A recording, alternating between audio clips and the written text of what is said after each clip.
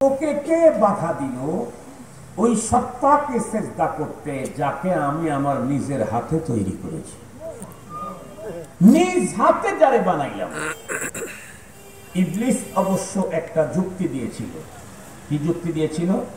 আনা খায়রুম মিন, আমি তো আদম আলাইহিস সালামের চাইতে অনেক বেশি উত্তম।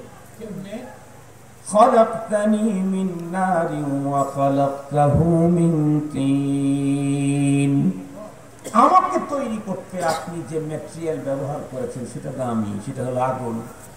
আর আদম পয়গম্বরকে তৈরি করতে যে মশলা ব্যবহার করেছেন এটা নিম্নমানের, সেটা হলো মাটি। আপনি বানাইছেন আমারেও তারেও, কিন্তু ম্যাটেরিয়াল যেটা ব্যবহার করেছেন সেটা তার চাইতে আমারটা উন্নত।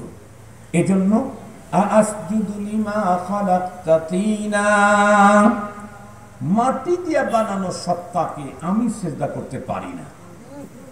তো ইবলিস আল্লাহ পাকের সামনে যুক্তি উপস্থাপন করছে।